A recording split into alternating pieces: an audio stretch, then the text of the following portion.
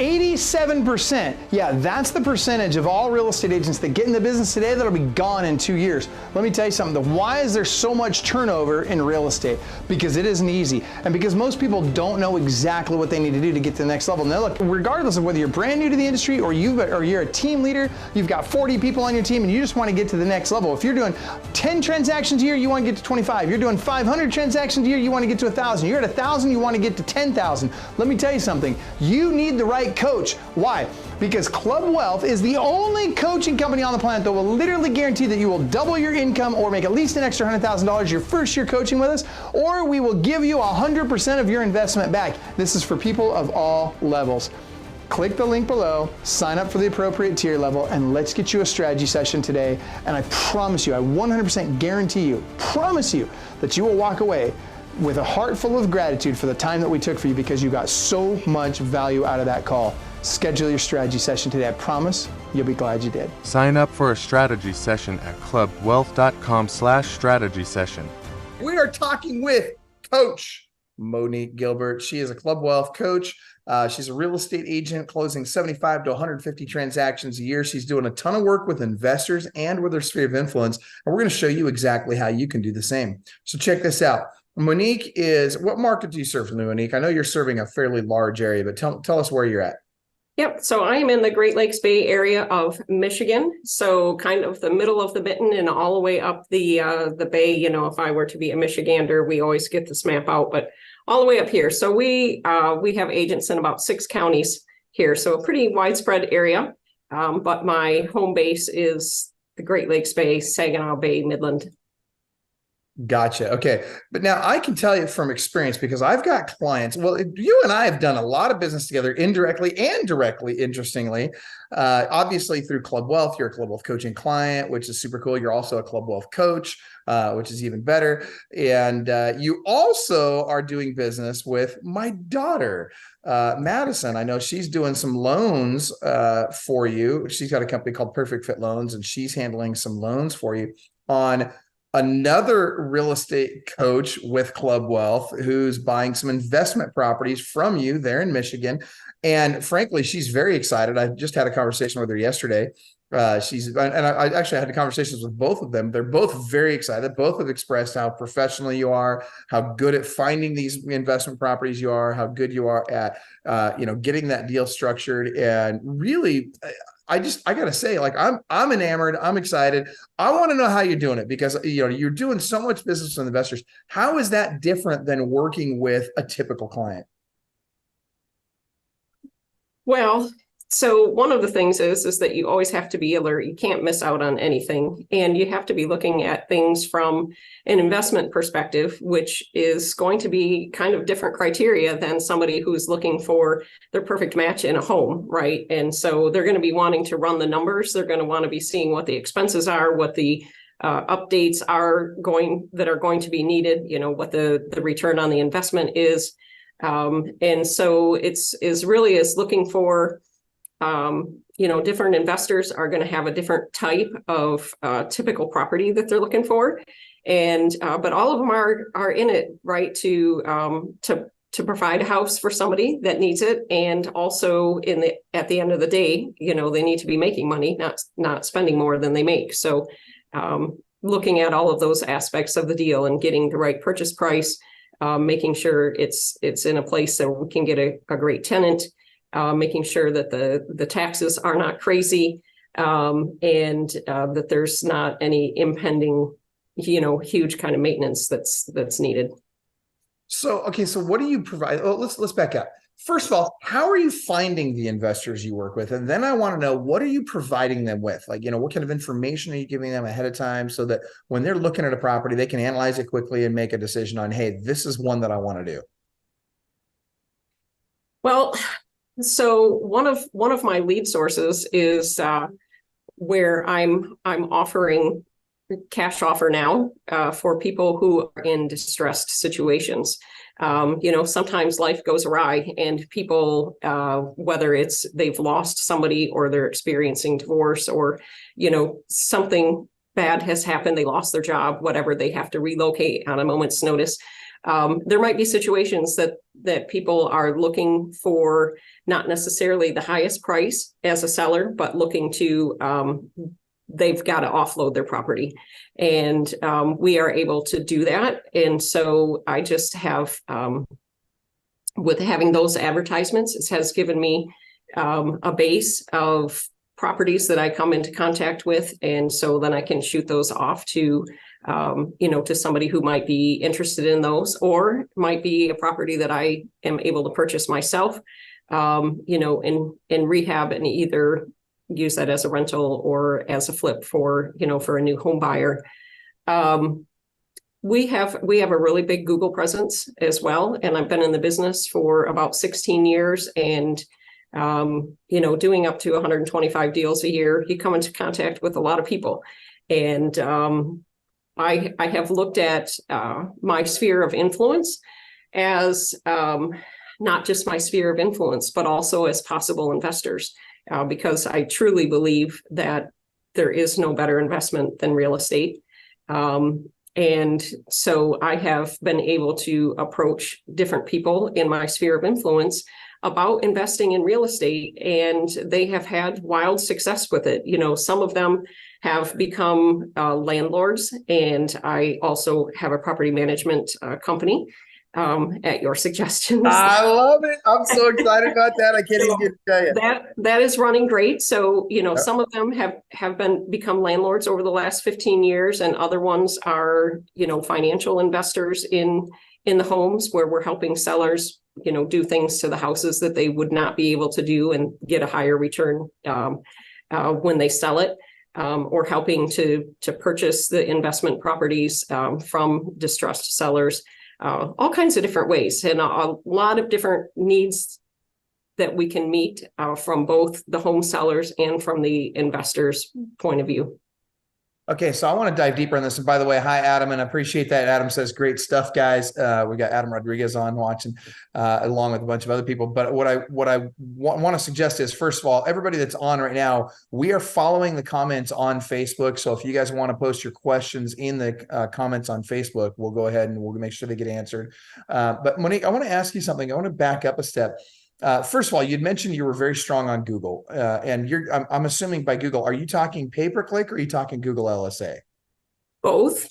So okay. I have, So I have found that Google pay-per-click is typically buyers for me, at least, and the Google LSA, I typically pick up more sellers. Okay. All right. And so, which, by the way, love that. And just a quick shout out. I know you've taken Nicole's class. We've got Coach Nicole Godet out of Louisiana. Coach Nicole does, oh my gosh, I want to say she's doing 10 listings a month just out of Google LSA, and just crushing it with that. And she's got a program. She does, in fact, this coming week, we have a Done With You workshop in Seattle where we're teaching people. It's not even just teaching. We literally sit down, they grab their laptops, they pull them out. And you did the workshop, if I remember right, didn't you, Monique? Did you do? So I did my first class with her when I first joined Club Wealth.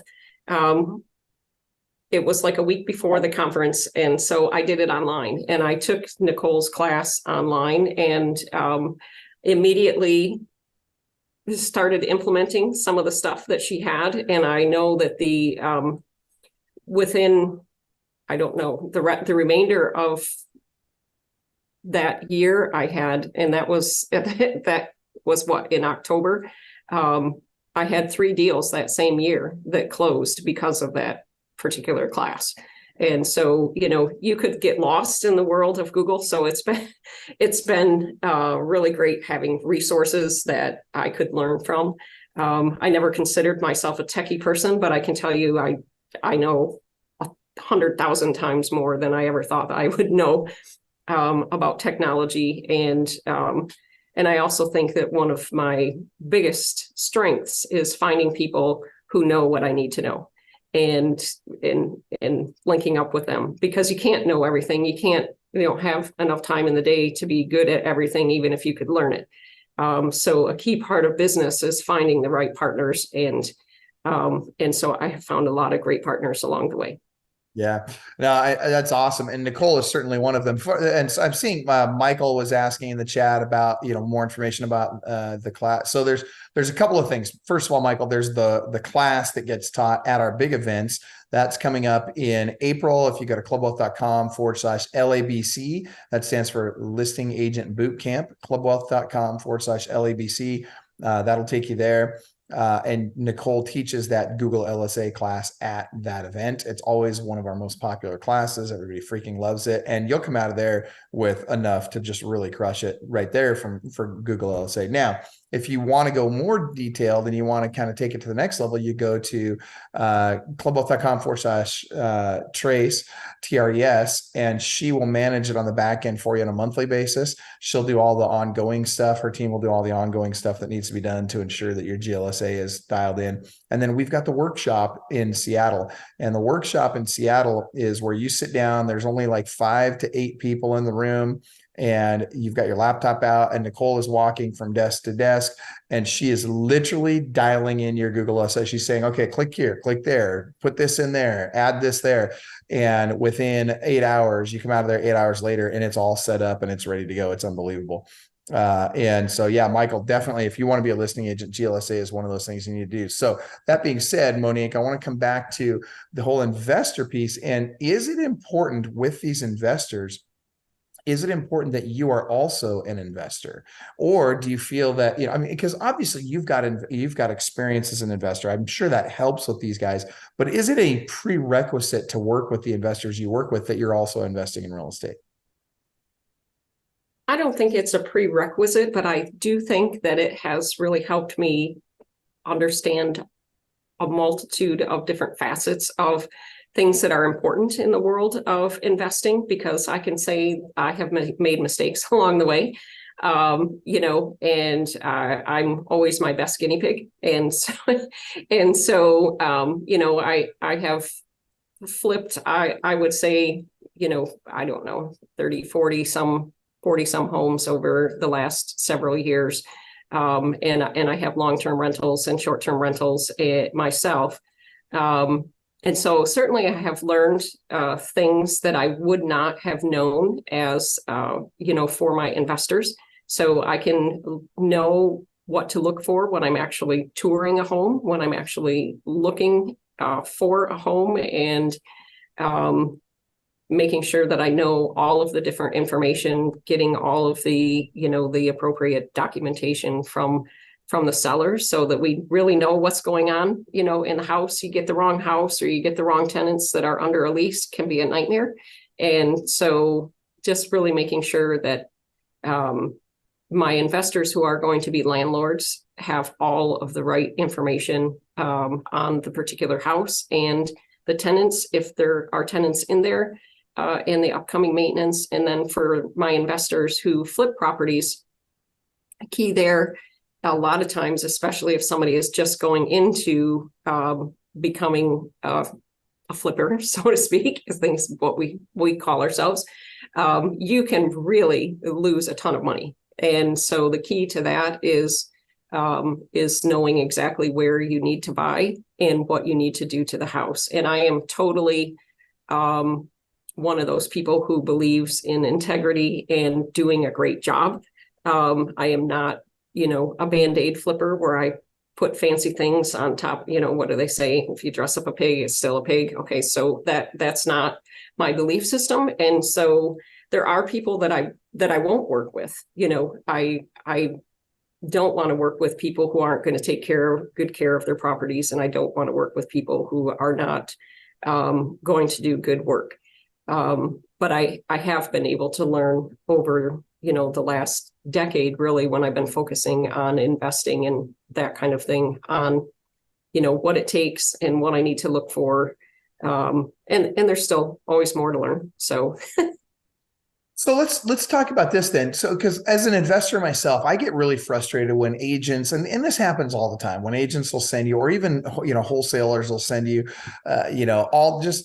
wholesalers tend to actually be better at it than real estate agents do, I think, in a lot of ways, in terms of the information they provide, because they know that as an investor, I want an executive summary. I want succinct. I want, all right, give me the price, give me the terms, give me the ARV, so the after repaired value if I have to do any work to it, give me the cost of repairs if I'm going to have to do any repairs. Tell me what this thing's going to rent out for on the open market, and be accurate about your numbers so that I can quickly make an assessment on, am I even interested in exploring this property or not? And I really don't need a lot of information beyond that unless there's creative terms available, right? If there's creative terms available, if I can do a subject to or something like that, get in for less down, maybe an owner contract. There's lots of incentives to do transactions like that. It makes it, anytime I can get in for less money down, that's a good thing. But at the end of the day, that succinct information is really important to me. And I want to convey that because I think that so many agents, they want to just give everything. And it's just, for an investor, we don't want everything. We're not emotional about this. It's a transaction. It's an investment. It's like buying a stock, right? It's show me the numbers. That's really all that matters. I don't care if it's blue. I don't care if it's red. I don't care if it's pink. I don't care what it looks like. What I care about is, am I going to make freaking money on this thing? Yep. And I think that, it's really critical as realtors in all aspects, not just investing, is that we know who our audience is, right? That we know who our client is and what's important to them, and even going into the personality profile. So you are obviously a very high D, you're a driver, you're no nonsense. You want it done now. You just need that, that critical little bit of information. And probably in the world of investing, that is a big portion of people. And so I think that we have to sometimes, depending on our own personality, dial it in, do just like you said, get what are the main facts, and that we need to have those before we send it to you. So that's something more that I'm learning and putting, into like a data sheet, so that I know all of the exact details, so that I have all of those details when I send that over to you, so that you can make those quick decisions. Because if there's something that's a really great deal, it's probably not going to be here tomorrow. Well, that's just it. And that's, to your point, you got to make those decisions fast, right? We don't have time to mess around with those decisions, and we can't make those decisions if we don't have the right information. So it's really important that the agent gets us that right information as quickly and as succinctly as humanly possible, so that I can respond back with a, yep, I'm interested in this one, or no, I'm not. And if I'm interested in it, write the freaking offer, right? Let's go.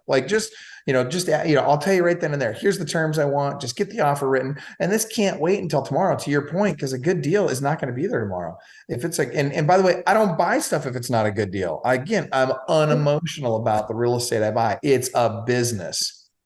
And I think truly that also as a realtor, if you're looking to provide properties for an investor, it's a different process than looking for a homeowner. So, we're so used to setting up the saved search, so to speak, for, a homeowner who has said that, we need at least 3 bedrooms, we need a basement, attached garage, and, this is my must-have list.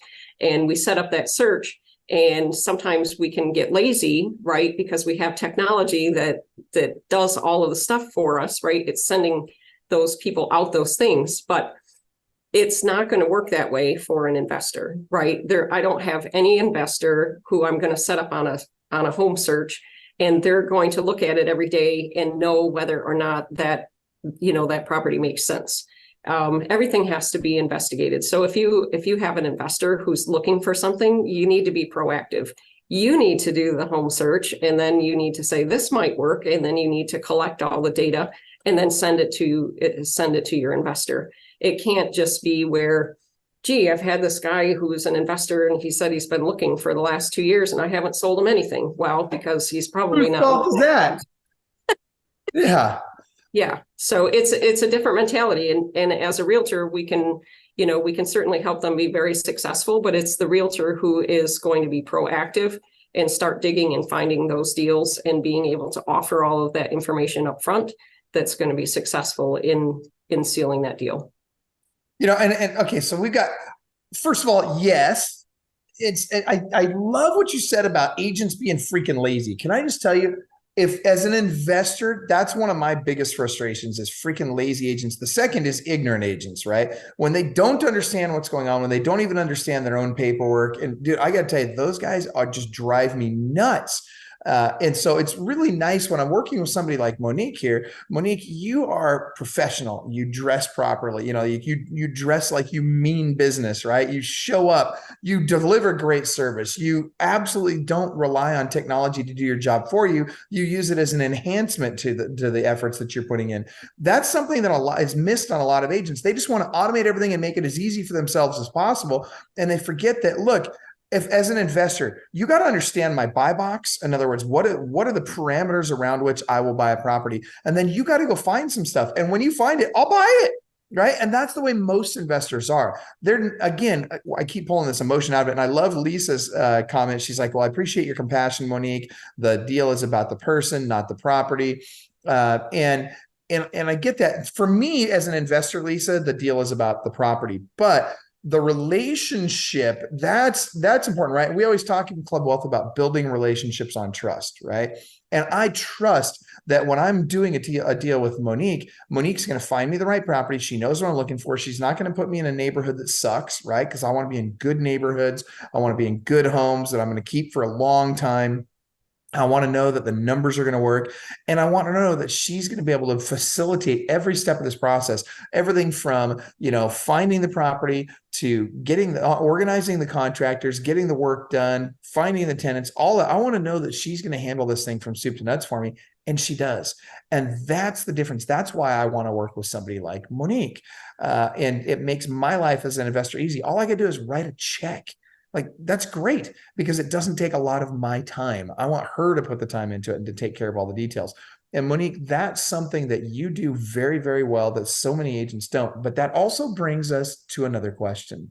And the question is, why don't you just buy them all? If you're going to do all the work, if you're going to do all the finding the properties, finding the tenants, doing all the organizing the contractors, all that stuff, if you're going to do all that, why don't you just buy them all yourself? And this is where we come to the reality of life. Go ahead, Monique.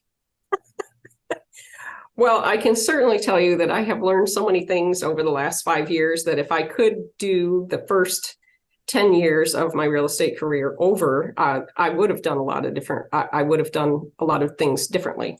One thing that I can say is that I have always put my clients and their needs and desires over my own, whether that be good or bad. It depends on which side of the coin you're looking at. So, having to be really creative. So I've learned a lot of different ways of being creative about purchasing properties. But I love finding stuff for other people. So, and there always hasn't been ways for me to be able to purchase every property that I want. And not every property is the kind of property that I want. So different, like I said, investors have different kinds of things. They're looking for different kinds of things in properties, and some want them in places that I don't want to be. Some of them are looking in a completely different price point than maybe what I have been in over the past, 15, 16 years that I've been in real estate. So I don't know. My personality is, if I'm finding a deal, I usually am giving it away. I do buy my own, and typically what I buy for myself are distressed properties that need an incredible amount of work. And that is different than what most of my investors are looking for. Because I have the property management company and I have done so many flips, I have the people at my disposal to do pretty much any kind of contracting, construction, that kind of stuff. So I have, I guess, saved those for me where it's this winter I have a huge major project for my next short-term rental that's up on the Rifle River. Just bought that property, but I will be, putting a new roof on it, and I got to do some well repair, and then the inside needs an entire renovation. However, when I get done with it, I'll have about $100,000 in equity. And most of my investors, unless they are looking to do flips, they're looking for properties that don't need a huge amount of maintenance, ones that they are going to be able to we're going to be able to close, and next month they're going to get a check. And so that might need some maintenance, and we certainly have the team to do that. But they're not necessarily looking for things that need a whole rehab. And that's where I'm at. I don't want my cap is about $10,000 on a rehab, right? I'm not really interested in buying stuff that needs more than 10,000 in rehab. Now, does that limit me? And does that mean that I'm not going to be able to get such a good, the kind of good deals that you're getting, where you're going to walk away with, after doing the work, you're going to have another 100,000 in equity? Yeah, that definitely does. But what it does for me is it frees up something that for me is more important at this stage of my life, which is my time, right? And my bandwidth, because I've only got so much bandwidth for all the businesses I've got going on and all the properties that we've got going on this. That said, one of the things too, so you've got all of those factors have an impact, but I think that it's also lost on people that real estate agents, even great ones like Monique, don't necessarily have the bandwidth to buy every great deal they find. Heck, I don't have the bandwidth to buy every great deal I find, right? That's why I partner with people, right? Where I go out, I find the properties, and I manage the whole process of buying the property and doing all the work that needs to be done on it, finding the tenant, managing the tenant. I do everything. Invest, my partners put up the money and I do all the work, and we split the profits. Because the reality is, I don't have the bandwidth to buy as many great deals as I can find. And Monique, I would suggest that you're probably in that same boat. Is that right? Oh, yeah. I mean, I would love to say that I had all the money in the world to go out and buy properties, but that definitely is not the case. I mean, I'm in a different situation than I was 5 years ago or 10 years ago, most definitely. But I know that my first investment properties that I was flipping, I was the one running all the power tools, right? So there's not a power tool I don't know how to use. And so I have a lot of things that I can do. But as you evolve, unless your actual career is being that tradesperson, right, that you are wanting to do flips and you're doing it all yourself, if that's your passion, that's great. I can find you some houses. Right. But when I was flipping, I think my biggest year where I was flipping and I was the actual one of the main workers, and I was also the project manager. We did 6 in 1 year. And that what I discovered was that if I could sell a couple more houses as a realtor, I would make as much money in much less time than what I was doing as that contractor, right? Yep. And so then I kind of got a shift where now I'm still the project manager, right? I still am going to walk into that house and I'm going to tell my lead guy, these are all of the things that I want, and I'm going to go and I'm going to pick out, the cabinets and the countertops and the floors and all of that kind of stuff. And then I have my guy that I trust that's going to go and do all of that, right? Yeah. And so he makes money, I make money, and voila, everybody's happy. Somebody gets a beautiful new home that would not have been able to have that home before. So, or for a tenant, it just all depends on the property, if I keep it or if I sell it. But yeah, I'd love to have, all of the money in the world to buy anything that I wanted, but that hasn't happened yet. Well, yeah, you get there. Just keep it up, especially at the rate you're going. But, I love what you're saying, because I think so many agents think, oh, well, I've just got to go be flipping houses and blah, blah, blah. And I'm going to go do all the work on them and all this stuff. And you really have to take a step back and ask yourself, where am I getting the highest return on my time? It's not just about the highest return on my money, but where am I getting the highest return on my time? And I had the same epiphany that you did, right? Back in, 2 years ago when I got into real estate.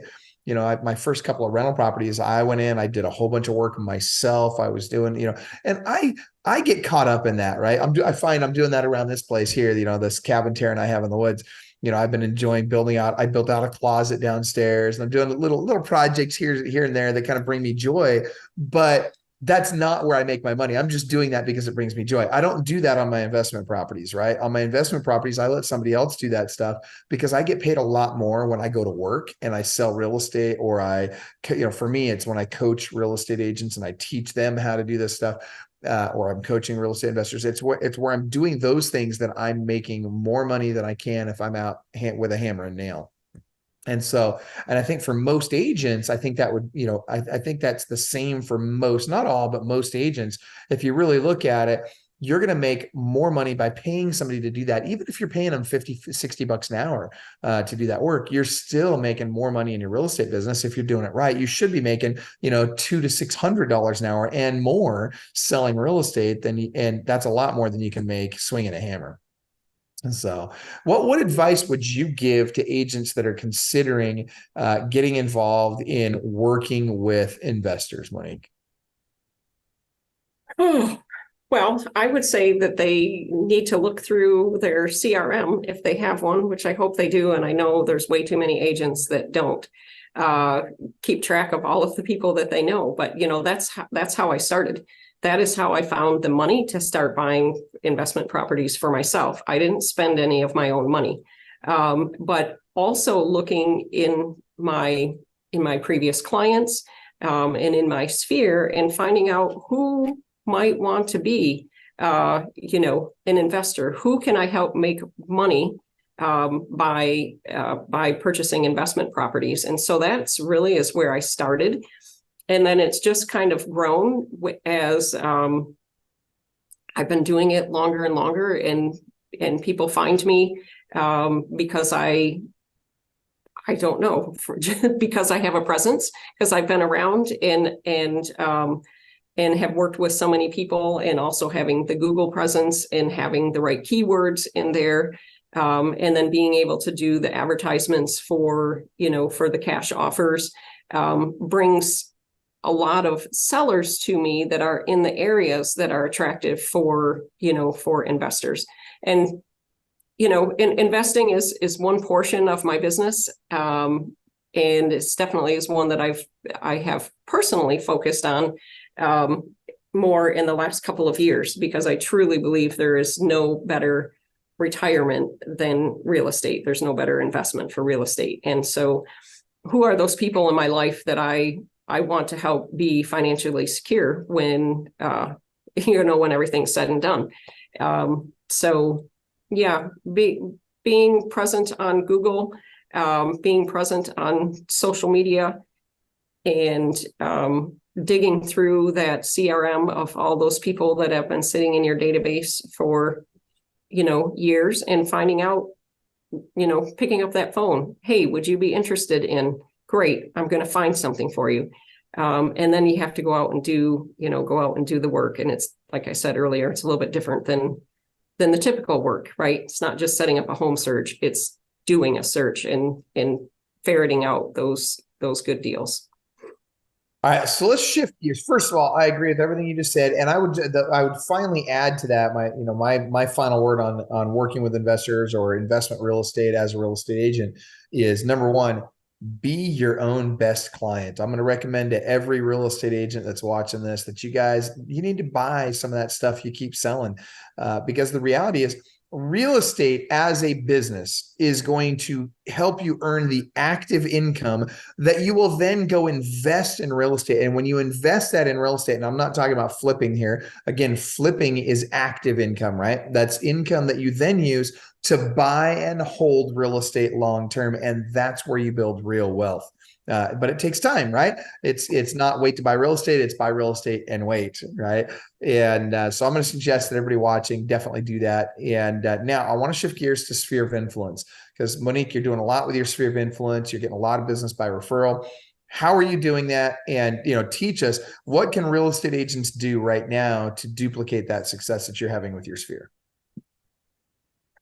Well, I would say right now it is super critical, because we're in a weird market. I mean, let's face it, we had a craziness flurry during all of COVID, and it was just like a free for all, right? If you were showing up, you were probably selling houses, and now people with transactions down, so not necessarily prices aren't down, but the number of transactions are down. In our market, my closest market, we're down about 21%. My neighboring markets were down anywhere between 28 and 32% so far for the number of transactions.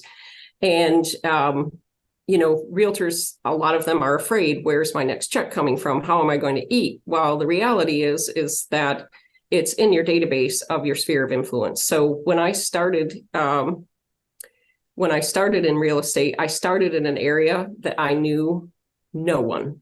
I didn't know anyone. And so but one of the things that I did right was keeping track of every single person that I ever talked to. So, my church directory went into my CRM, my entire tennis club that went into my CRM. Everybody I had ever invited to a high school graduation party or my kids' weddings or whatever, they went into my CRM. And the key is that these are free leads, right? These are free. They're the least expensive, highest return possible deals for you. And so one of the things that I love to do is I love to write. So over the years, I had a very consistent blog that I would do bi-monthly.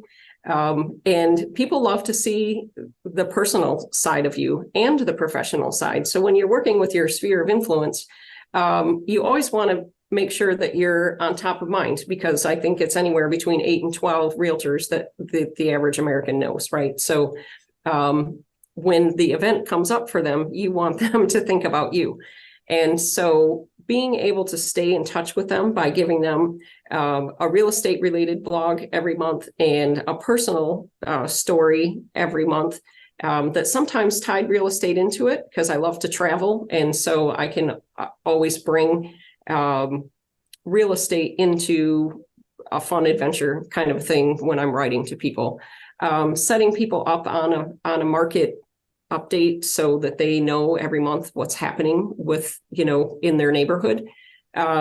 Picking up the phone and calling them and checking in, sending text messages, and having appreciation events for those people in your sphere, who have been clients, giving them a time to come and chat with you, or even gives you a reason to be on the phone if you, if they can't come.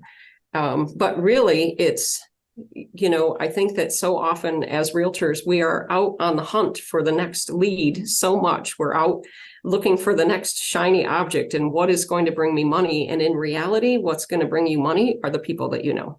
Yep. And so at one point in my business, for I would say the last 3 years before I started at Club Wealth, when I was doing as an individual agent, I had about 77% of my deals every year were referrals from previous clients or repeat clients.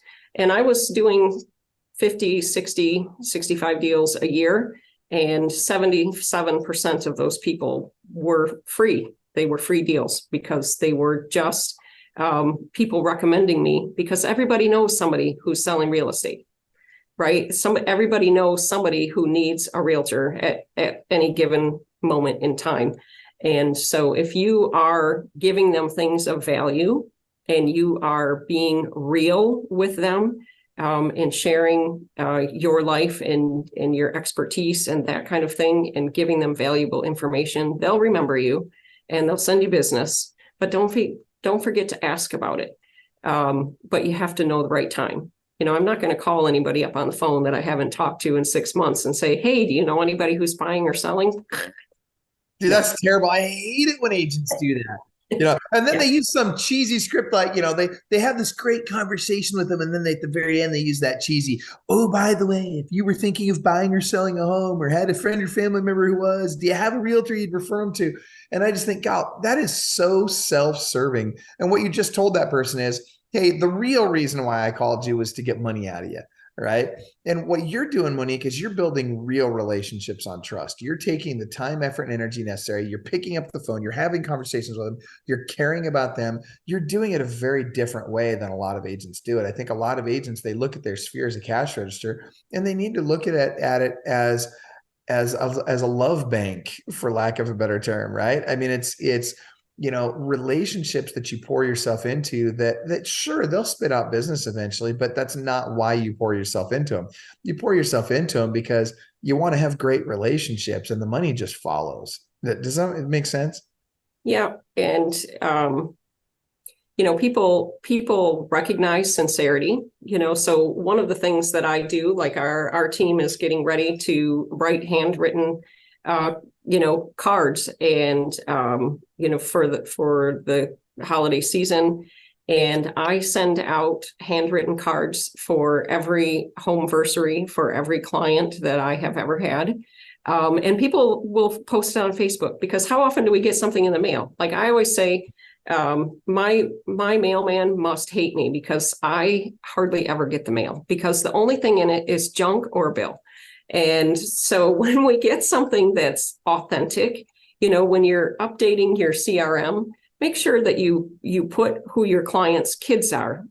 Put if you know when their birthday is, or their anniversary, or anything that I like to figure out somewhere along the way when I'm working with people. What is a passion of theirs, right? Are they an insane dog lover, or are they a hiker? Keep track of that information, because it really helps you be sincere and be more personal with people. But the information doesn't do you any good if you're not out there doing, if you're not communicating. And, and I do think people can tell integrity and sincerity versus salesy. And I am, I sell a lot of houses, but I don't see myself as a salesperson. Yeah. No, you're just facilitating people's needs. You're helping solve their problems. You're being there for the way they need you to show up. And by the way, on that whole note, I love what you're doing. You've kept it simple. You're doing your client events. You're making phone calls to your clients. You're doing handwritten personal notes to your clients. What I'm not hearing is that you're dropping off recipes and on their door, and pumpkins on their doorstep on a regular basis. Is that right?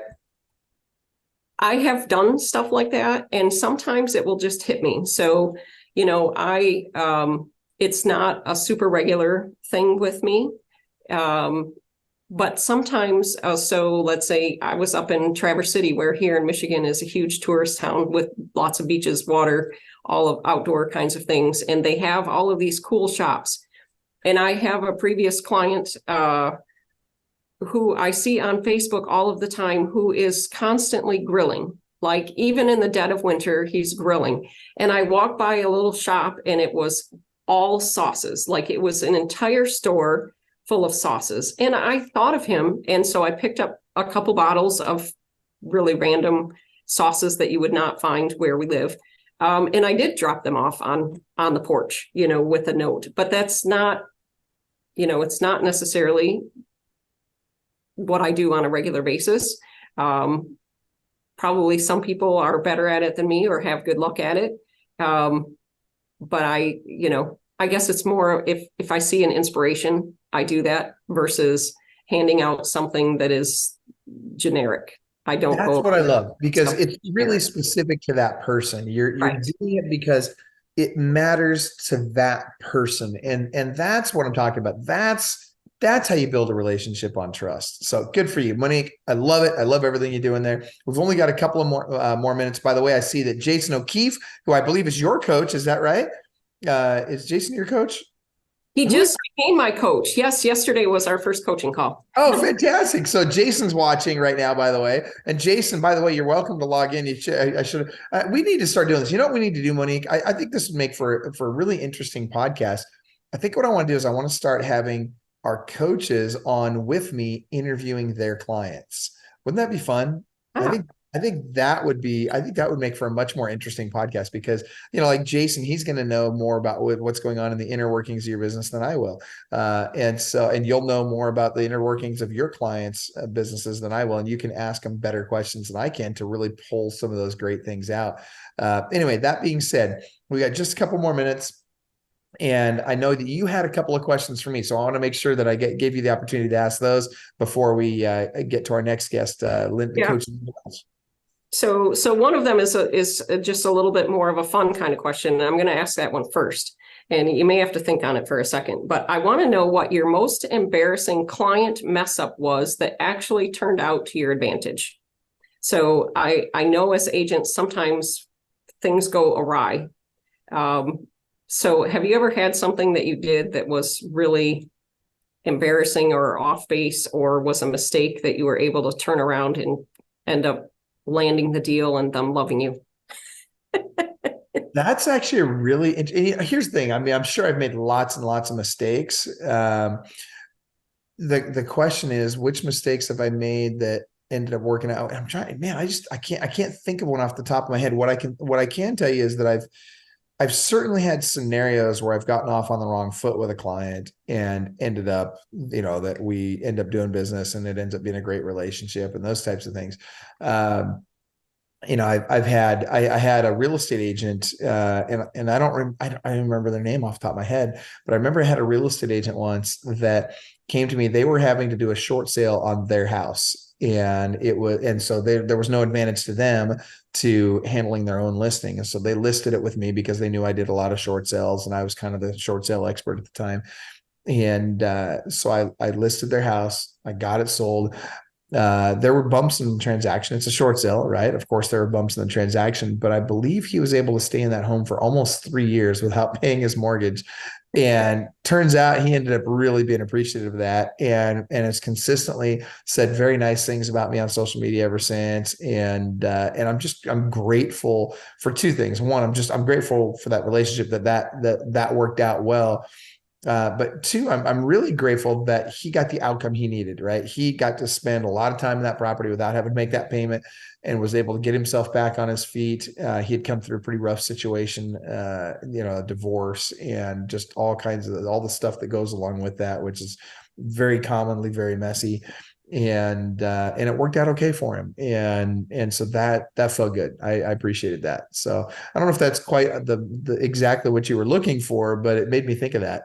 Well, and I think that it's an important aspect. So of that, sometimes things, it brings to mind a situation we just had where one of my agents worked her behind off on this lead source on a seller that we were supposed to list. And there were so many things that went awry. There were all title issues and all kinds of crazy, things happening in the family and with the estate and all kinds of stuff, and put hours and hours and hours of time into it. And now we can't list it until all of this title stuff is done. But what I have, and it's super frustrating for the agent, right? But what I have found is that sometimes when we're authentic and we give our time, that those people, even though they couldn't transact, they're going to refer people to you. They're going to be your biggest cheerleader. They're going to give you so much business down the road. And so we have to make sure that we're doing our best to take care of people, because even if we can't make their dream come true right then, they will be a cheerleader for us. You're right about that. It's interesting. And I think that really, again, comes down to honesty and sincerity, right? I mean, if you're just really honest with people and really sincere and you work your tail off for them, whether it works out okay or not, they're going to understand, let me rephrase. The right ones are going to understand. The right ones are going to appreciate it, right? There's certainly those people that are going to be jackhole, and they're not the kind of people we want to work with anyway. But the people that matter, they're gonna get it. They're gonna understand it. So good stuff. Monique, we've got time. Well, actually, we're actually technically out of time. I got to bring Linda on here. Hold on one second. In fact, let's do this. I'm going to bring Linda on while you ask your next question. Hold on one second. Let's get her. Right. We've got Coach Linda Welsh is joining us. Well, Coach Linda Welsh will also be great for this question, because I know that she deals a lot in luxury. So she is amazing with luxury. So see, Linda, go ahead and turn your camera on. We're gonna let you join us here. How are you, Coach Linda Welsh in Austin, Texas? Check it out. Hi. Yeah. So my question was how, if you were, so I'm in an area where our average price point is like 150,000. Okay. Which in most areas of the country is unheard of. You have to do a lot of deals to make money. Obviously we have communities that are higher than that price point. So if you were talking to an agent who wanted to move into the higher price point areas, what would you have them do in their business in order to be able to break into those neighborhoods and those specific areas that are higher price point than what the average is? Linda, let's have you answer it first, and then I'll go. Okay. First of all, I'm going to tell you that I remember the very, very top agent in our area, and I remember what he did, and I thought it was kind of brilliant. But it's not going to probably be what Michael's going to say, and it's not going to be what everybody's going to want to do. He did everything he could do to get those first listings, everything. And if that meant cutting commissions or whatever, that's what he did. And he even his tagline in the beginning was, "I sell houses I can't afford to live in," which is kind of, it's kind of, feels very vulnerable to say that. But he created a persona that people really were attracted to, and he did fun things, and he got involved in community events and philanthropy and all of that, and he gave back, and then he became the number one agent in the area, and now he just built like a $10 million house. I mean, he just sold a $4 million house, but he built like a $10 million house. I would say you need to have them probably at least offer to go do open houses for anybody in those areas, because he needs to be visible, or she, and needs to know everything that they can about the neighborhood. When you do the open houses, invite everybody in the neighborhood and then ask them questions about the neighborhood, because you need to find out the little things about the HOA, the little things about the parks, the little things about your favorite restaurants, all of those things. And then either create a Facebook page or a video channel about that area. So they just need to dive in headstrong and be confident. Yeah, I love my Michael. Michael is in the chat, in the comments here in Facebook, is echoing your sentiment there, Linda. He says, "LOL, ain't that what we're all doing? Working with houses we can't afford to live in." I love it. So, and Linda, I think I do like what you said. What I would add to that, the component that I think you just kind of touched on, that I think needs to be a more major component, is if I were in an area, and I'm gonna have this conversation with Austin here in a little bit. In fact, somebody tag Austin Hellickson in the chat. I want to make sure that he hears this, or in the Facebook comments there. But I'll tell you this. Here's what I think you need to do. If I'm a new agent, or if I'm an agent in an area and I want to break into luxury, the very first thing I'm going to do is I'm going to contact every single agent that has a luxury listing. I'm going to ask them if it would be okay with them if I did some marketing for that listing, and at no cost to them, at no cost to their sellers. I'd even be willing to pay them a referral fee if I were able to find a buyer through that marketing. I'd be happy to pay them a referral fee because they allowed me to do this. And then what I would do is I would go do a video of every single one of those houses that I could get into and do it. I would become like, there's a guy here who just did that, and he's new to the business, and he does very long videos, very detailed, and he spends a good deal of time editing them. But it's brilliant, and he's immediately made a name for himself. Now, I can't say personally how many deals he's gotten off of it, but that's a great way to do it. Oh, absolutely. And so, but here's the thing, you can't just leave it at that, right? I mean, I think that's huge. I think that would really make a big difference. But then what happens is, I think when you combine that with, I'm calling every expired, every FSBO, every canceled, I'm following up with phone calls and marketing. And then I'm also farming those areas. And what I would do is I'd go door to door in all those luxury areas. And I would enroll people in my channel, right? I'd say, "Hey, how would you like to see the inside of the house, down the street, without even having to go, walk over and go through an open house? Tell you what, why don't you do this? Go ahead and just go to my YouTube channel, and here's where it's at. I'll give you the link, subscribe to it. And any new houses that come on the market in here, I'm going to be the first one to video those. I'm going to make sure they're on my channel so you can see those as well. And then, of course, do the open houses and all the other stuff." So, yeah. And if you get 2 to 3 of those under your belt, listings or sales, whether you're representing a buyer or a seller, you need to leverage that as much as you can. In fact, what we did was we have a link. We went and bought a separate domain called lindawelshhomes.com. And I selectively use that only when I know I'm talking to somebody that has an expensive home. And I say, for a quick peek at some of the homes that we've sold, click here. And what it does is it has the videos or all the photos of the homes that we've sold, starting at the very highest price point. And there's no cost to that. I just keep them active in the system, and they get to see those videos over and over and over again. And it's proof. It's proof to them. That's and whether exactly or not you do it in print, whether or not you do it in print or you do it on video, people need to see that. Dude, and by the way, I love what Adam just said in the chat. Adam Rodriguez says, open houses has brought me an easy 6 figures in a year. Definitely agree with the breakthrough strategy. I love it, guys. This is great stuff. Monique, I want to be respectful of your time. So do me a favor really quick before I forget. For people that want to get in touch with you, for people that would like to hear, to maybe even talk with you about investing in your area, because honestly, guys, if you're looking for a great market to invest in and you're looking for an agent that knows that market, knows how to work with investors, and has the ability to find deals that actually cash flow, which is very tough to do in most markets in the country right now, but Monique can find those in hers. I know because I've got coaches at Club Wealth that have purchased homes. I've got one that's buying 2 from her right now and using my daughter Madison for their loans. So I will tell you this. You need to get in touch with Monique. And even if all you want to do is just pick her brain on how to do this stuff, Monique, how would they get in touch with you? Yep. So, well, you can message me here on Facebook, Monique Gilbert, or my team page is Monique Gilbert's Team Matchmaker.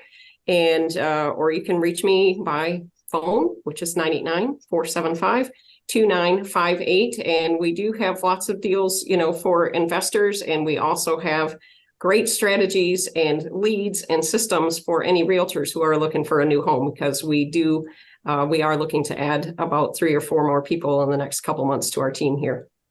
And I'll tell you right now, if you're an agent in the area and you want to grow and you want to be able to have a great career and you don't want to have to deal with all the landmines and making all the mistakes, and you want to, avoid as many of those pitfalls as possible and just take the fastest path to cash, get in touch with Monique. I mean, join her team. Seriously, she'll take care of you. She'll make sure that, look, if you can't be successful on her team, if you fail on her team, it's your fault. I mean, let's just call it what it is. You suck at that point, right? Sorry, no offense, but you're either lazy or you suck or something if you can't succeed on her team. So if you're not lazy and you don't suck, join her team. You'll make a ton of money. You'll have a great career. Monique, thank you so much for being on. All right. Thank you, Michael, for having me.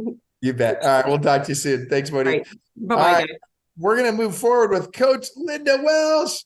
And again, Coach Linda is in Austin, Texas. She is the queen of Austin, Texas, guys. No joke. And Linda, look, I just love you. You're one of the classiest women I know, classiest people I know, I should say.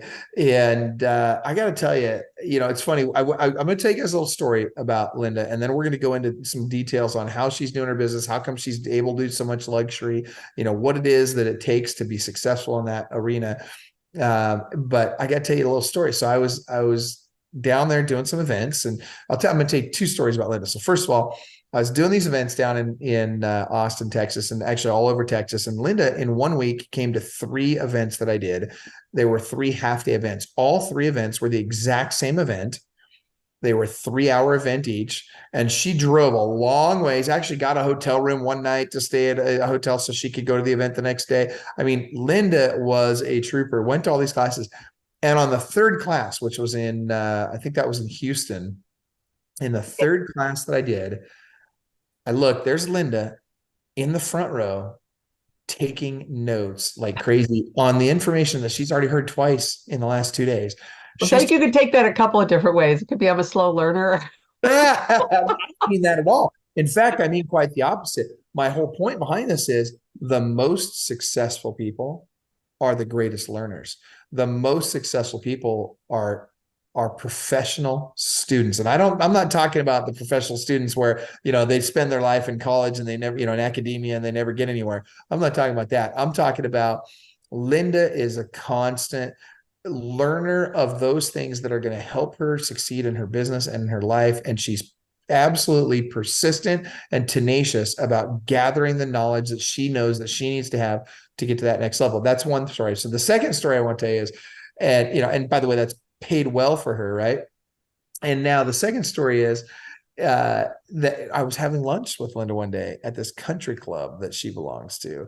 And let me just tell you, this country club is so exclusive. I wanted to pay for the meal, and they looked at me like I was crazy. They're like, I don't think you understand how it works here. You don't get to pay Linda. We'll take her money, but your money is no good here. So sorry.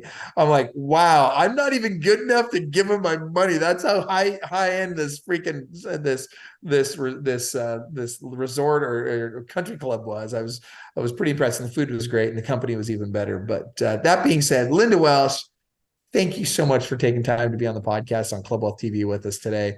And so tell us really quick. And by the way, those of you that are watching, if you haven't already done so, give us a like, give us a follow, comment in the chat. I want to know, what are your questions for Linda, and what would you like to learn about breaking into luxury and succeeding in luxury? And Linda, what are you going to be sharing with us today? Well, several things. They asked me to bring some questions about lead sources and recruiting tactics and things of that sort, and then questions for you. But first of all, I wanted to say that, we sell homes in all price points. So obviously, it's nice to get the paycheck when an expensive home sells. And I find that I'm really attracted to entrepreneurs and people that are moving here who are self-made, and especially, trust fund people are great to have in your portfolio. But on the other hand, if they haven't earned it, they usually don't spend it wisely, and they're not as much fun to be around. So I really, really like self-made people and people who have businesses. So I'm attracted to that. And that's probably one reason why my coaching clients tend to be people who really are entrepreneurial, and a lot of them, even start their own companies or have other businesses. So I'm all about multiple streams of income as well. So love that. So, okay, so let's touch on the multiple streams of income thing really quick here, because this is one I'm fairly passionate about. What I struggle with is, a new agent in the business is coming up through the business, or even somebody that's, in tier 1, tier 2, maybe even tier 3. And they're thinking, oh, I got to have all these different multiple streams of income. And I'm like, dude, you're not even good at the one yet. Like, get good at that first. What are your thoughts on that? I 100% agree. I can't tell you the number of times somebody said to me, oh, how would you like to be involved in solar or Bitcoin or whatever it is? And said, no, I don't ever want my clients to think she's not focused on her business. I want to make sure they know that this is my lane, but there are related things that people can be involved in. And I choose not to do some of those things. And some of it is because of where we are in our business and everything. If I was 20 years younger, I'd want to get in that lane. For instance, I don't really want to be in property management. We tried it for a nanosecond and did not do it. But I was an auctioneer for 15 years. I just gave it up a couple of years ago, actually, after I joined Club Wealth, because I just wasn't speaking to my heart anymore. But we made a lot of money in it. And we were in it during the last Great Recession. And we sold entire subdivisions. We sold luxury. We sold commercial. We sold entire neighborhoods, platted and unplatted. We sold to people who said, I'll never buy at auction, and then they were competing with other national buyers. So I sold 18 Burger Kings in one day. It was an 11-hour auction where we had a bankruptcy court. We had every bidder in the room was from another country, by the way, every one of them. And at the end of the day, they came up, the ones that did not win, which were almost all of them, came up and thanked me for a really good auction. And that said, I thought, wow, this is amazing. Most people I know probably would have said, well, heck with you. I spent all this time here and I didn't get anything. I was really blown away by how classy they were and cooperative. So I love, picking what you're really good at and then making sure that you follow it long enough to make sure that you give it a chance. And that goes for everything, whether it's lead generation, lead referral services, or whatever. Give it 6 months to 12 at least before you make any determination on whether or not it works. And then, evaluate if not only if you feel comfortable in it, but if you're making money at it and if it's giving you a certain return for your efforts and your time and your money. And that's really interesting you say that. I love, first of all, let me stop. Let me come back. I got to come back to the Burger King thing. 18 Burger Kings. You sold 18 Burger Kings at auction in one day. I got to tell you, that's a whopper of a day, right? Sorry, couldn't resist that. Couldn't pass up the opportunity. I also did a multi-par auction in a hotel ballroom with a huge screen where every single bidder had their own pattern and color. of bidding, and each if somebody bid on a certain number of lots or whatever, somebody else could bid on one portion of that, and it bumps their entire bid out, so a previous bid can come forward. It's really fascinating. Wow. Yeah. And in most That seems states of the country, complex. you have to be licensed to be an auctioneer. But if you're going to auction real estate in most states, you have to have your real estate license and your auction license. But if you're not an auctioneer and you want to auction real estate, you have to go hire an auctioneer to do that in a licensed state. Very interesting. Yeah. Well, but here's the thing. When it came to so first of all, I love that you had success in that and then made the decision that, you know what, I really want to focus on my real estate sales business. I'm going to go ahead and step away from that piece.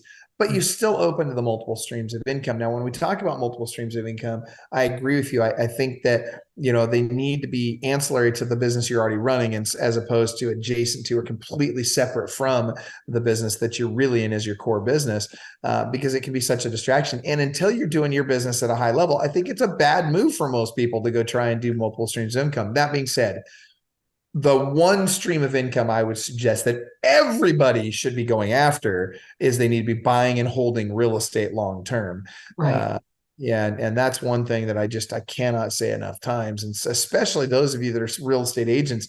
It's crazy to me that you're not buying real estate yourselves. Now I know you are, Linda, and I know others are, but here's what I'm going to recommend: whatever tier you're in, you need to buy at least one home per tier that you're in. So if I'm in tier 1, I'm doing 0 to 25 transactions a year. Well, guess what? I should be buying one house a year. If I'm tier 2 and I'm doing 25 to 75 houses a year, then I need to be buying 2 houses a year because I'm in tier 2, and so forth all the way up to tier 7.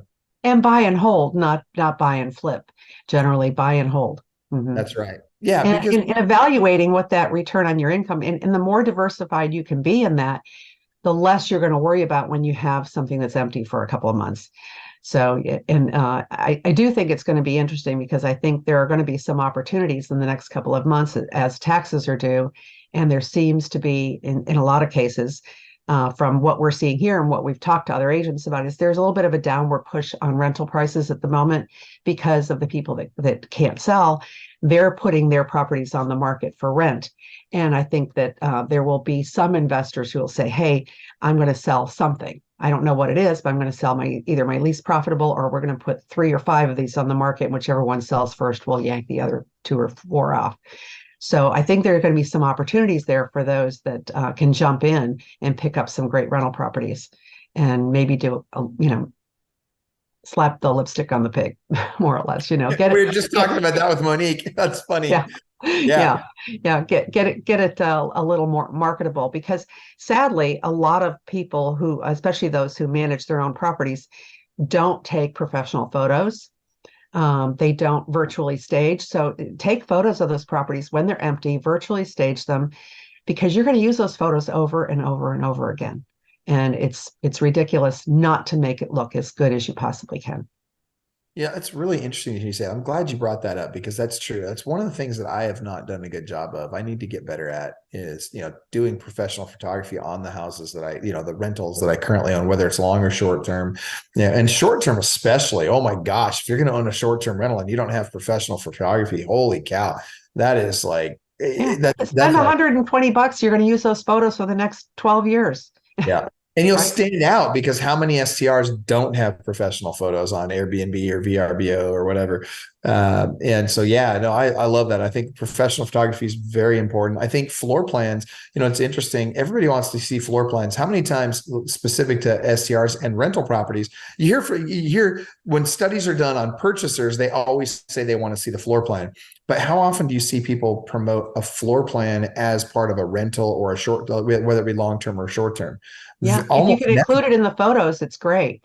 I'm not a huge fan of the Matterport style, only because it kind of makes me dizzy sometimes, but I like the regular floor plans.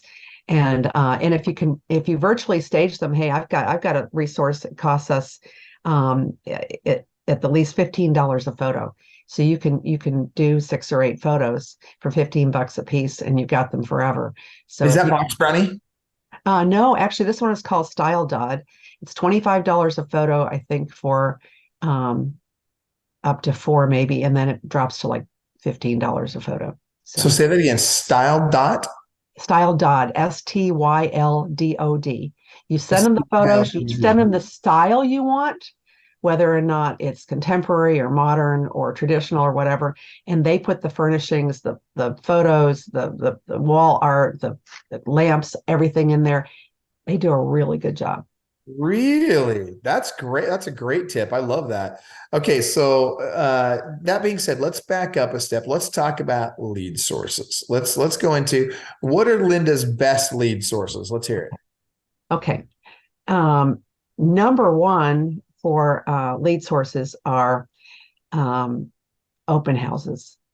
So I'm doing my own open houses depending on, I always do the first open houses for my listings.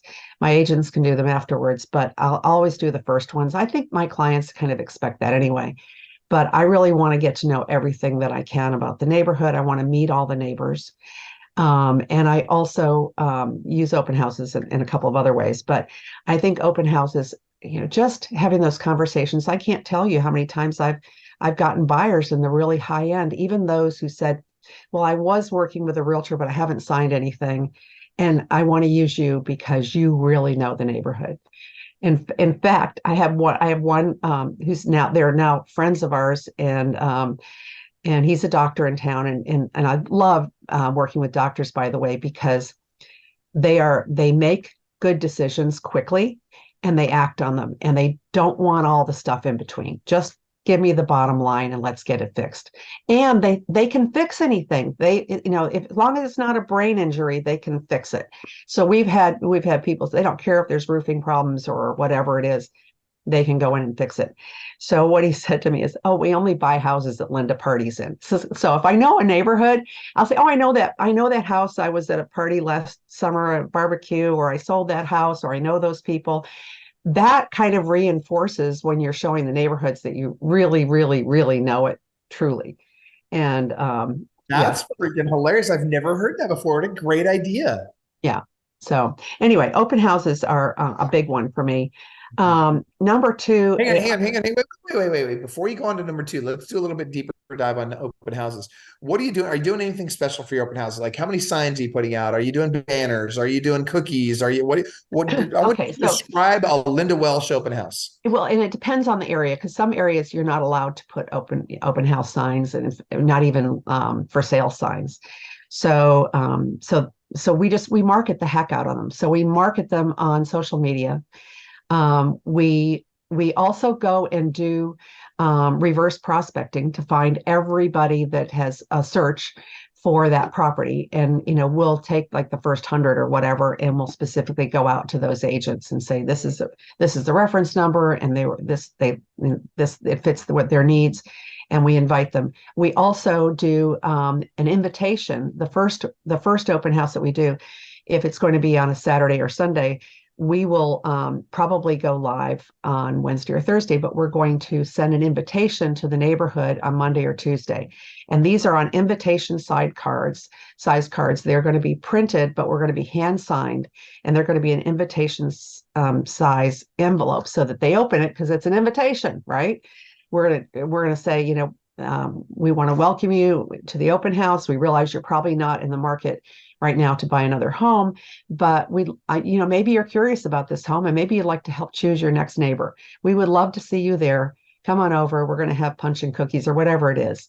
And then we'll have, little waters, little mini bundt cakes or cookies or whatever. And a lot of times too. Hold on. I'm sorry. Hold on. Did you just say mini bundt cakes? Yeah. Have you ever tried a mini bundt cake? Yes, but dude, like, can you do anything like not world class? I mean, like everybody else is like, yeah, I stopped, grab some Oreos or whatever. You're like, no, we're gonna do mini bundt cake. They're only like $3 a piece, folks, and people love them. And in fact, I have gotten clients, I've gotten agents that come over to us because they said that we do things world class.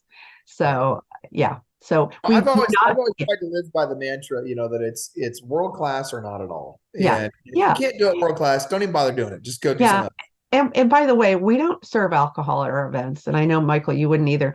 And I do drink casually, but I don't serve it because for a couple number of reasons. We're a very multicultural group. We have 9 different religions in our company, and we want to be respectful of religions and also people that shouldn't be drinking, either because they choose not to or because it's too much of a temptation. So we don't typically serve alcohol at our events. But it's, we'll offer water or juice or sparkling, something, Martinelli's sparkling cider. It looks just as classy as champagne. Everybody loves it. Easy to do. Okay, hold on really quick. I want to ask the audience, those of you that are watching right now, what I want to know is, number one, what market are you in? Number two, have you held an open house this year? At least one open house this year. So what market are you in, and have you held an open house this year? Keep going, Linda. Okay. So, and we also, we either have people sign in with a QR code and leave all their information, or we give them a clipboard with them rating the house. So what we do is and I've had a lot of agents say to me, I can't get people to sign in. I always get people to sign in, always. I've never had a problem. Maybe it's because the mom in me directs people to what to do. I just say, please sign in. I don't ask them to sign in. I tell them. And if I get that rare person who says, I don't want to give you my name, or just give me what you can, I owe it to the owner to let them know who's in their home. They've asked me to do that. Number one. Number two, if they say, well, I don't want you to market to me, fine. Write that on the sheet. Give me your information. Write down, I don't want any emails, whatever it is. I just need to, and I'd like you to, assess the house, walk through the house, fill out this form. How did you find out about us? What's your favorite thing about the house?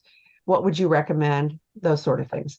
So it gives us some good information. Then we save those and we put them in our database later on. So we always have sign-in sheets or a sign-in link, one or the other, always. And I love that you're doing that, and that you're adamant about, look, I'm going to get everybody's contact information. Everybody. So many agents are so weak on this. Mm-hmm. And I'm telling you, it's important. And by the way, if you're confident in getting it, you'll get it. And if they don't want to get it to you, goodbye. You don't get to come in the house. There's no reason to let them in the house if they're not going to give you their contact information.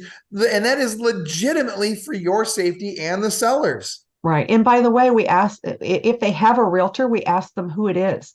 If they don't know and they can't remember, they don't really have a realtor they're working with. But if they do, yeah. But what you're saying is, you're not saying, do you have a real estate agent? You're saying, who is your agent? Who is your real estate agent? Mm-hmm. Yes. Okay. Keep going. That's good. Yeah. That's good. And if they put that name on the sheet, I'm going to call that realtor, because if they're truly interested in that house, my job is to get that house sold. So what really amazes me is when people seem really interested and that agent doesn't call me back. That's my biggest pet peeve, is when agents don't answer their phone. Go ahead and answer my phone saying I haven't heard back from them, or I don't know, or they chose something else. I don't care, but just get back to me. It's beyond annoying. It's funny, we talk about, in the classes, and you've been to a couple of these, in the half-day classes, we talk about, the importance of follow-up, and we talk about the study that the National Association of Realtors does every year. And the biggest complaint that consumers have about real estate agents is lack of communication. And what I never, ever hear, I've never seen it even show up on the study, is that people are upset that agents follow up too much. Because frankly, and I hate to say this, but so many agents are incredibly lazy. So many agents just won't put the work in. They won't answer the phone. They won't return the phone calls. They won't be proactive about follow-up. They just expect, it seems like, that business is going to fall in their lap because, well, I'm such a great agent. Of course, it's just going to come to me. Well, and I'll say one thing I've learned about showing properties over the years is make sure that you have not only the sheets for your client, but your own sheets, your realtor sheets, and make notes on them. Because at the end of the day, you probably won't remember them all either. But if somebody asks you for feedback on that property, I'm going to go back to my note and I'm going to say, oh yeah, that was the one with the green carpet and it smelled like, dog or something. I'll politely tell them. I also never give written responses that are going to be extremely offensive to the seller, because I'll be kind about it, because the seller may be paying attention to who is in their house, and I might be their next call when that agent doesn't sell the house.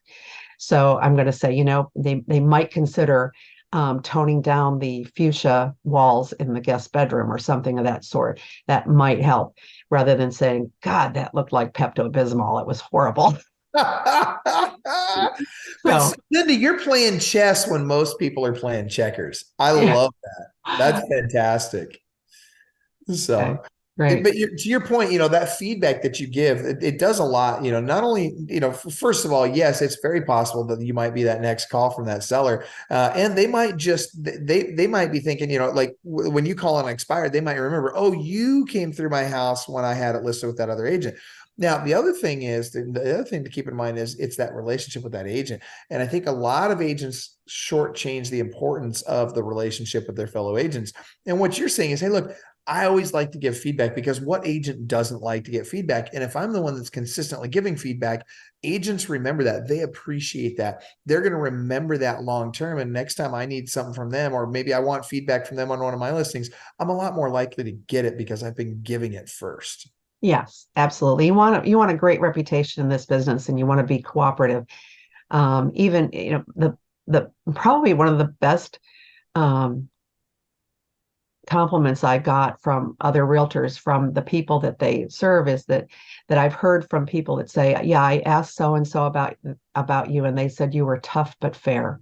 And I thought that's exactly what I want to be. I want to be tough, but I also want to be, cooperative and fair, and not seem to be somebody who is acting covertly. That I'm fair in my dealings, and working hard for my clients. So, Yep. yeah. Yep. I like that a lot. I love it. Yeah. Okay. So let's go to the Okay. next lead source. Okay. The next lead source is actually referral sources, and but there's several of them. So the number one I would say for the newer agent, or one, is to make sure that you're getting all of your designations that will help you in a great way. And from those designations, make sure that you're on those portals, and that your profile is premium, that everything you've got on there has every single one of your awards. It has all of your designations. It has your expertise. It has, anything about your best years in selling, or where you rank, whatever it is that's going to make you shine. Make sure your profiles are premium in every single platform that you can find in social media, and with designations. I've gotten a lot from designation websites, believe it or not. That's what I was just going to ask. So, because I've not been a big fan. I'm going to be honest. I've actually not been a fan of designations because I felt like, they were just, a bunch of, fluffy, blah, blah, blah, people trying to get money out of you and whatever. But what you're saying is, no, Michael, they actually have referral networks within them, and there's business transacting within them. Yes. In fact, the Luxury Home Marketing Institute is one, the CLHMS. Okay. CRS is another that's been around forever, Certified Residential Specialist. ABR SRES is another really good one, because it's a seniors real estate specialist. So if you're going to be doing probate, estate, wills, things of that sort, you probably should get your SRES. If you're going to work with people who might want to be downsizing, moving to independent living, get your SRES and get that network going. I then go to those websites and I start downloading those other agents who also have those designations, and I put them in my database, and I sort them, adding their designation. I've even had some people wanting me to sign up, and I won't mention who they are, but wanting me to sign up for their luxury, whatever it is, and I didn't really see the value in it, but I went to their website and I found out all the people that were in there, and I put them, and I also started following them on, I'd go check them out on LinkedIn. I'll go check them out on Instagram. I go check them out on YouTube, because in the very best of them, I make sure that I want to see every one of their posts, because it gives me ideas about what to do, but it also lets me know what their business is and what it's looking like. Well, and when you connect with them on social media, they're going to see you as well. And again, so now what you're doing is you're taking these people with commonalities and you're saying, okay, look, I'm putting myself out there for them. You're going to recognize me now. You're going to be more likely to, when you have a referral for Austin, that's a luxury referral, that sort of thing. Dude, this is brilliant, Linda. And it's something that's not talked about. And so I love what you're doing there. I really I love it. also would say, if you're going to take any classes, go out of town. Go out of town Oh, to for take those sure. classes. Yes. Yes, if you're going to take, especially now that we're 2023 and we can go back and do everything in person, Go 4 or 5 hours away, go 10 hours away, hop on a plane for 250. It doesn't matter. Go to something where you may be the only one from your city, and make sure that people know where you're from. And especially go to places that you can identify that people are moving from to your area. So if you can go to an air, what is it, Van Lines, or one of those websites that tells you, it has the charts and where people are moving from, go there for classes. So very interesting. So you did that recently with our classes. You went to Houston and San Antonio, knowing that people are moving from Houston and San Antonio And to Dallas too. Dallas. That's right. Yeah. Yeah. And so what you did was, and I think it's brilliant, right? You went to those events, and they're just 3-hour events. They're a free event, and you developed relationships with people from those events that I'm assuming you're keeping in contact with, and you're following them, and friending them on social media, and I would imagine that at some point in the future, those will at some point turn into some business for you. Yeah. And by the way, we've also been to Boston, Connecticut, Kansas City. We lived in all of those places. So if you have lived someplace before, you can combine a business and a personal trip. You can go have meetings there, take classes there, and talk about the commonalities. So the fact that I used to live in New York and Massachusetts and Connecticut, et cetera, and we just went to a Dartmouth event.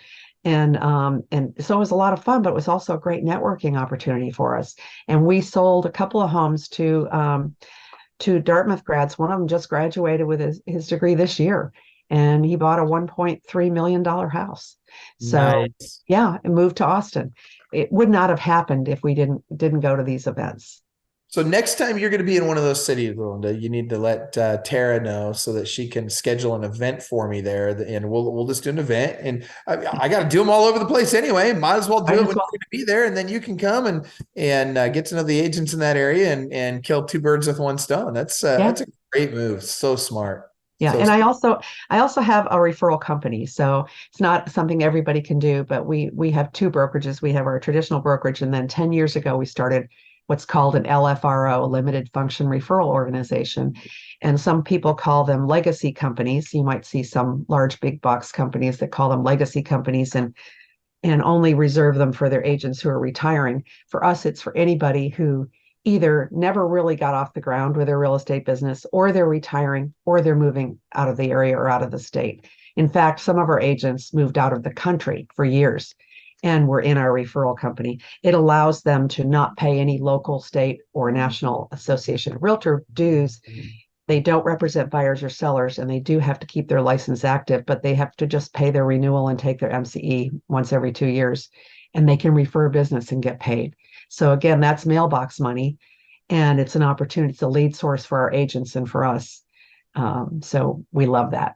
It's kind of a set it and forget it. And it's also a great opportunity to talk to attorneys, financial wealth builders, and other affiliated industries, and say, hey, you're in accounting, you're a CPA, you're a wealth manager. Why don't you go get your real estate license? You don't ever have to sell any real estate. You can put it in the referral company, refer business, and we'll pay you a referral fee. That's gold. I hope everybody watching this is listening carefully to that right now, because man, I got to tell you, that right there is absolute gold. And to be able to go to an attorney and say, hey, would you be open to, like, I'll give you an example. Let's say you went to a bankruptcy attorney and you said, hey, Mr. Bankruptcy Attorney, once in a while I run into people that are thinking about filing bankruptcy, and I need to refer them to somebody. Would you be open to receiving referrals from me for people that might need to file bankruptcy? Yeah. Of course they're going to say yes, right? But you always lead with that. Yeah. And then they come back and they say, well, yeah, I'd certainly be willing to do that. And you say, well, that's awesome. I really appreciate that. What's the best way to have them contact you, et cetera, et cetera. Okay, here's my process. Great. Awesome. Hey, Mr. Bankruptcy Attorney, would you be willing to reciprocate if I were able to pay you for your referrals? Would you be willing to reciprocate and send people to me that you're thinking, are going to need to sell a home or buy a home? Yeah. And then you show them the pathway where they can actually get paid for those referrals. Financial planners, money managers, all these people, guys, everybody's looking for a way to make more money. Everybody. I'm not aware of anybody on this planet that's not looking for another way to make more money. And so if you can show them that, and you can do it in a legal way through your referral company, what a great opportunity. Yeah, and there's a lot of misconception that you can pay attorneys for their referrals otherwise, and you can't. And you're not allowed to pay somebody that's unless they have a real estate license. Yep. So yeah, it's been great for us to do that. I love it. Man, thank you for bringing that up. Yeah. Yeah, and then social media, video and social media ads are a third way. We do a lot through Listings to Leads, which is a vendor that we found through Club Wealth. We never would have found them without Club Wealth, but we love Listings to Leads, and we advertise our open houses, we advertise our listings, and sometimes we advertise other listings. There's different state limitations on whether or not you can do that, but in Texas we can advertise other people's listings, so we will do that. And we don't advertise in social media locally. Typically, we do most of our advertisement on the West Coast, in California and Washington State, and then also in New York, Chicago, Boston, et cetera, because those are where people are moving from. And everybody, why you gotta rub salt in the wound, Linda? Yeah, and we've done some referrals. We've gotten a lot of referrals through Club Wealth. They've been great, and I've gotten a lot of my colleagues there, my other coaching colleagues there, have sent us a lot of business. Yeah. And I'll tell you, that's huge too. So let's back up. Okay. So first of all, yeah, I think it's awesome. And yes, as a coach, you definitely do get opportunities for a lot of referrals as being a Club Wealth coach. And I'm glad that that's the case. And we love that. In fact, I think through Eagle Squadron, we sent out over 25,000 referrals through our referral finder program. So that was pretty exciting. And it's still going very, very strong today. But now hold on. There was a piece in there that I wanted to make sure I didn't forget, and I just forgot what it was. Before the referrals from Club Wealth, you were talking about, you're talking about your marketing, Listings to Leads. That's what it was. Yeah. Listings to Leads, guys, it's an awesome program. And Linda, Listings to Leads, I think with our discount, if you guys go to clubwealth.com/L2L, clubwealth.com/L2L, you can get our discount on it. And I think it drops it to like $40 a month or $60 a month. 40 or 60. I'm not sure. Yeah. It's super cheap. But tell us what it does, Linda. What does Listings to Leads actually do? Well, people, go to the landing page, they click on an ad, they go to a landing page, they're interested in something, and that lead comes through to us. We follow up on it immediately, and it gives us, there probably are other people that see our ads that don't respond either, but they may take note of who we are or what the house is, or get just a mental picture that it may activate their reticular activation system, where they go, oh, she sells houses that look like that, or whatever it is. We make sure that anything we're going to advertise through social media is camera ready, that it's going to be indicative of the business that we do and that we want to do. We're not going to take, the rundown 50-year-old duplex that needs everything and put that up there. We're going to take our sparkling looking properties and put them up there. Yeah. And so Listings to Leads syndicates those to multiple places. Yeah. And it really, honestly, for the money, Listings to Leads has got so many features and so much technology built into it for the money. I don't think there's a better technology platform in real estate today in terms of. And our ads get approved all the time. That's the thing. When we were trying to do them on our own, there'd be glitchiness with it, and we found that, and we've used some other ones, and some other ones even that Club Wealth in the past had used that just didn't have the customer service or whatever that Listings to Leads does. So we've been consistently using them now for several years. I'm glad you brought the customer service piece into it, because I got to tell you, in this industry, it's gotten bad, not just with real estate agents, but with all the service providers for real estate agents. And we hear this from our clients a lot, because with our clients, I think people are used to the Club Wealth level of service, which is unrealistic for most companies. We throw time at customer service. We absolutely we pour ourselves into providing world-class customer service. And so often that's just not the case with service providers in the real estate industry. And so people get frustrated very quickly with that. Yeah. Listings to Leads Scott has done a really, really nice job of maintaining a very high level of customer service. So I appreciate you saying that. And I know he will too. In Yeah. fact, I'll give him a little shout out in here. Shout out to Scott Pierce. Where's Scott Pierce? Hold on, I'm gonna pull him in here. Oh, hold on. And at Scott. Oh my goodness, come on, Pierce. I'm not able to pull him up for some reason. There we go, Scott. That's the wrong Scott Pierce. So weird. Okay, I'll have to tag him some other time. That being said, all right, Linda. So give us the next lead source. What's another great lead source for you? Video. Tell us about video now, because listen, I want to preface this, then I want you to dive deep on it, because you're a very dialed in woman, right? My perception of you is you've always got your stuff dialed in tight, right? The question I have for you though is, when you say video, is it all like production video? Is it candid video? Do you make sure that, your hair's perfect every time? Like, talk to us about video and how it works. I'm really glad you asked that, because I'm going to tell you, first of all, I was one of that person that pushed back. I pushed back, pushed back, pushed back. In fact, for 30 something years ago, when I met my husband and we worked together and he was trying to get me into coaching, I pushed back and he finally said, just do it. Just do it. So the only way I made myself do video is I hired people to make me do it. Mm-hmm. And video on several levels. Very short form. We do short form video for instructing other agents and using it on a platform to recruit agents. And I'm doing that with a vendor. And then I do medium length video. They're interviews, typically 20 to 30 minutes long, on a local level. And we worked with another vendor, and they set up appointments for me. And I've given them, tons of names through our Chamber of Commerce, through businesses we personally use, through restaurants, through businesses, through clients' businesses. And I interview those people online. And then we share those videos, and there's a landing page there. So there's some reciprocity there. When I bring business to those businesses, they want to promote me. And then thirdly is property videos, walkthrough videos, open house videos, new home videos. Some of those can be long form, where you're actually doing entire areas or entire neighborhoods. And that's the next thing for us to do. And so, and we use all the platforms for it. We'll use YouTube. We'll plan it on Facebook. We'll embed it in emails, and we have it on a landing page, and we have it in our blog. So we have, and we will buy. I probably own like 40 different domains. So I'll buy domains and point those domains to different things. And yeah, I make myself do it. It's, once you get comfortable with it, it's, it's more important that you do it. It's not that important that it's perfect. Make it conversational.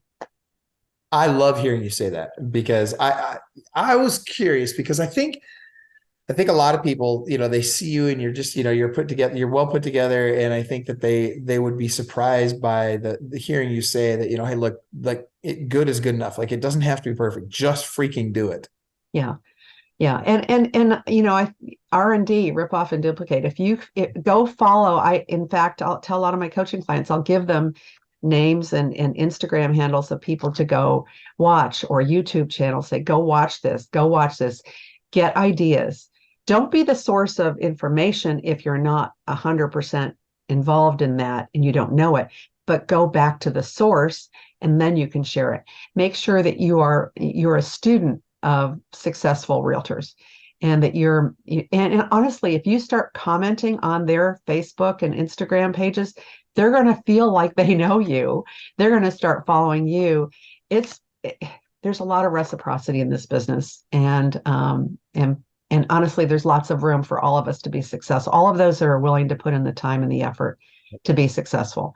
So stop worrying about somebody else knowing what you're doing or giving away the secret sauce, because not everybody's going to do it.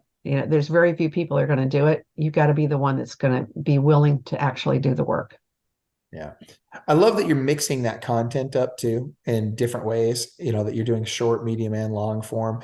When it comes to your long form community videos, I'd like to suggest to everybody that, guys, put yourself in the viewer's shoes. Ask yourself, what would someone want to know about this community? What are the main things about, like take the time to really prepare ahead of time, come up with an outline, script it out so that you kind of have an idea of, okay, I got to cover all these different things to be the authority video on that neighborhood. If they're only going to watch one video about that neighborhood, this is the one they got to watch.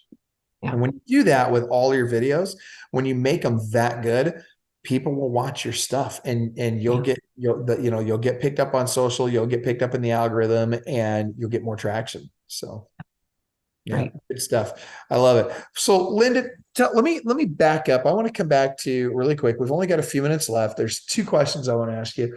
Actually, there's one question I want to ask you, and then I want you to ask. I know you've got some questions ready for me. So the question that I want to ask you is, talk to us about coaching.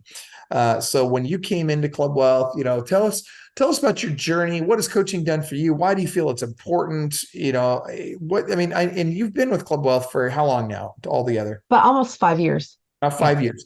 Yeah. What is important about Club Wealth for you?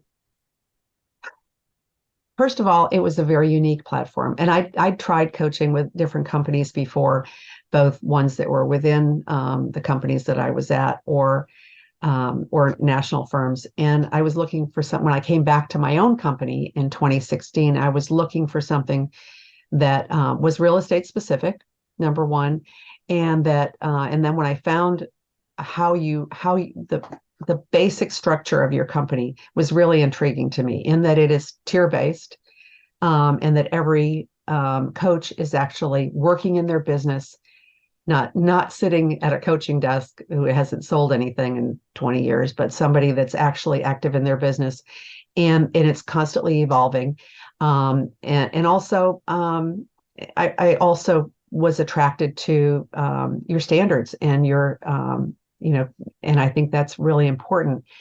You can tell a lot about somebody by how they live their lives and what their values are. So you're value driven, and the structure was really appealing to me, and I wanted to be a part of it. And I also learned about on a more practical nature, systems and tools that I never heard of before. And then I realized that even when I was with a much larger company, everything was through that filter, through that, and They wanted you to buy, so they wanted to use something that they were doing. And Yeah. so I found out about some of these vendors and systems and tools that I'd never heard of before. And we've tried, some of them we didn't use a long time, and some of them we've adopted and stayed with, like listings to leads. But you're always looking to provide the best for your coaching clients and for your coaches. And it's been very dear to my heart. And I really fell in love with coaching. I fell in love with me being coached, and I fell in love with coaching other people. And truth be told, it's probably not the highest dollar per hour activity I could be doing, Right. but it's tremendously rewarding. And I heard this yesterday when you were talking to Jason, and I'm just going to double down on this. I also get things from my coaching clients, because they're all doing things a little bit differently. And just like every once in a while, you'll pick up a tip from me or another coach. We're all in different parts of the world, and in getting those little, ideas and vendors that somebody's using are paramount to us being on the cutting edge of what's happening now, and disruptors in our business and all of that. So Right. yeah, I can't say enough good things about coaching. I don't think I'll ever leave coaching. And the other thing is, and I don't know whether he said this or not, but it makes me perform at a higher level and do the things that I should be doing, because shame on me for trying to teach somebody something that I'm not doing. If Yep. I'm going to be teaching it, I darn well better be doing it too. So yeah, we all hold each other accountable, and I find that very rewarding on a personal level and on a business level. And there's a lot of things that I've adapted. I've taken, I look at I'm going to ask you about this too, about the different aspects of my life, and making sure that they're as even as they can be, because there is no such thing as a balanced life. Sometimes we're all in, and we have stresses in our families or situations or whatever that we have to deal with in the moment. But on a whole, we need to look at all the areas of our life, because if something's suffering, it's like having one of your kids sick. If you're only as happy as your least happy kid. So Right. we want to help people get their lives in order as well. And that's kind of the frosting on the cake. Yep. No, I'm really glad to hear you say that, because, and I think people think that, oh, I'm going to have this perfect balance in my life. And the reality is there's going to be times where you need to focus on your business. There's going to be times where you need to focus on your family. Yeah. And the reality is it's not always going to be perfect. In fact, it's never going to be perfect. It's a constant, I got to spin this plate. I got to spin that plate. I got to spin this plate, and I got to go back to this one, spin that a little bit, to keep those plates in the air. And that's just life, and it's okay. Yeah. But to your point, if you're going through a divorce, every part of your life is gonna feel that. Every part of your life is gonna have to adapt to that. And and it could be any of those things. If your business is suffering in a major way, if you're going broke, well, guess what? You're going to feel that in every area of your life. And you're going to need to make sure that you take care of that. And so that may mean that at that point in time, you've got to put more focus on the business, and you got to make the business work. So now I'm glad you brought that up. All right. So that being said, before we wrap up, I know you've got some questions for me, so go for it. What are your Okay. questions I'm for going me? to ask you, briefly explain the Club Wealth logo and how you decided to use that in your business, how it guides your core values in your business and your personal life. Oh my gosh, that's such a great question. I love that. Thank you for that. Nobody's ever asked me that, but well, that's not true. I shouldn't say nobody's ever asked me for that. Nobody's asked me about that on camera.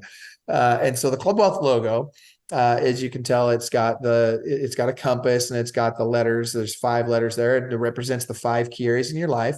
The F at the top stands for family. The B to the right is business. Then at the bottom, you've got the F for financial. To the left of that, you've got health, both physical and mental. And then a big S in the middle stands for your spiritual life. And really what we're saying is that, you've got to cultivate all 5 of these key areas in your life, with the spiritual part of your life being at the center. That's what guides us. That's the most important piece. And if we get that piece right, it gives us a foundation and a guidepost to make all the rest of those areas in our lives function the way that they need to function. If the middle part is off kilter, if we're not taking care of our spiritual life, that's the inside That's us your part. big why. Yes.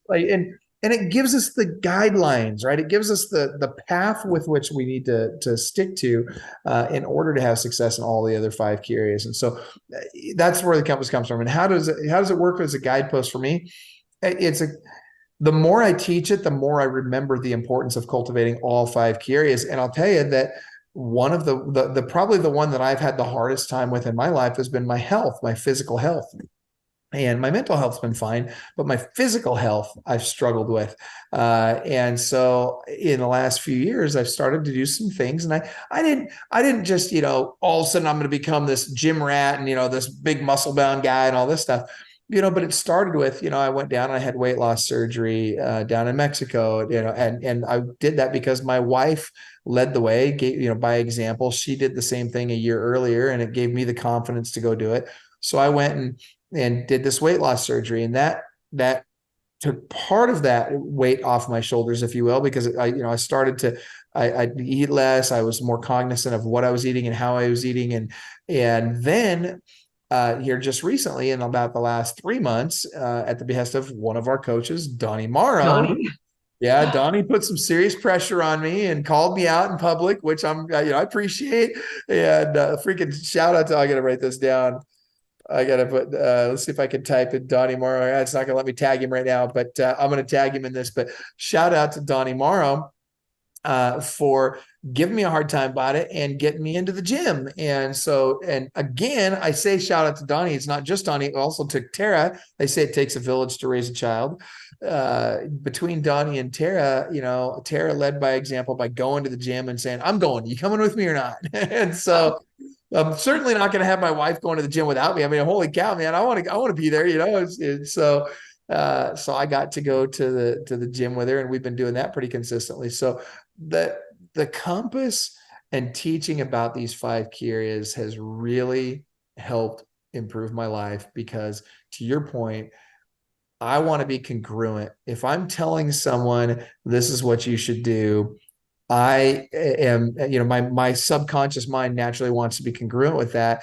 And so I want to be, able to follow the things that I'm teaching as well. And it's made a big difference. And so thank you. That's a great question, Linda. I love that.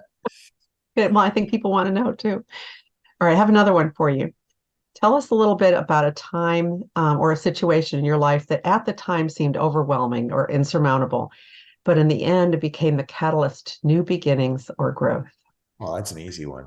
Back in 2007, I sued the state of Washington, and I caught him breaking the law. I sued him. I won.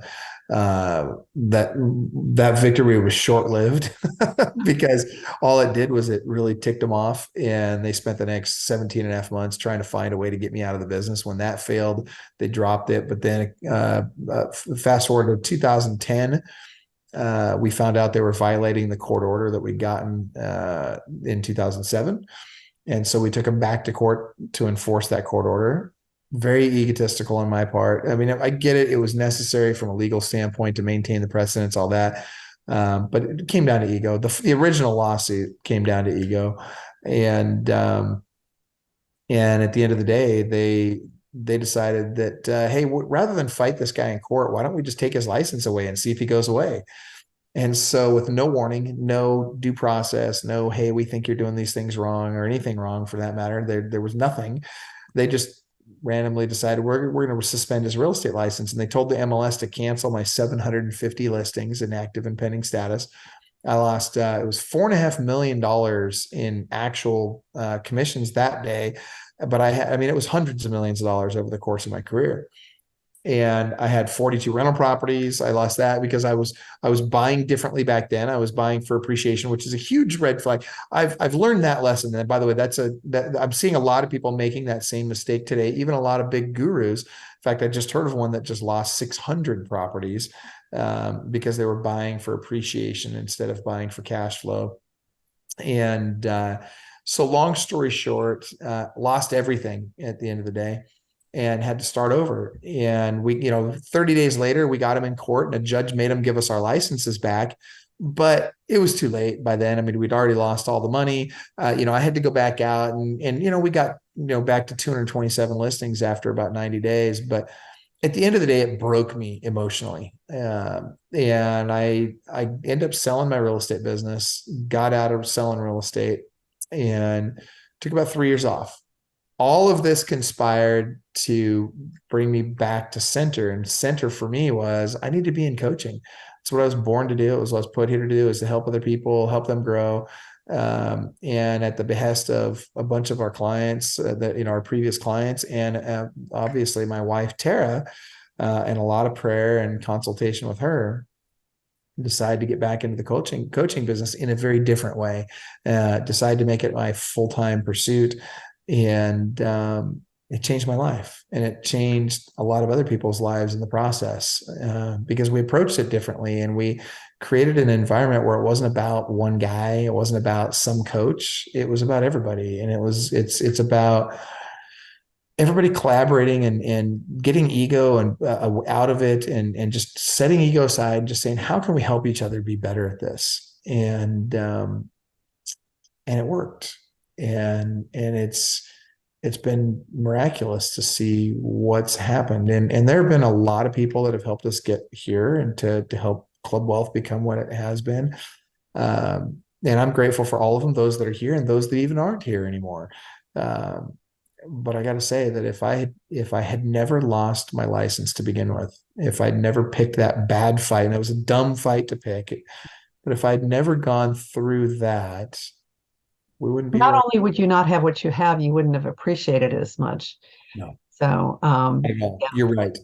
Mm-hmm. You're 100% correct. Yeah. I mean, and that's probably, it changed who I am.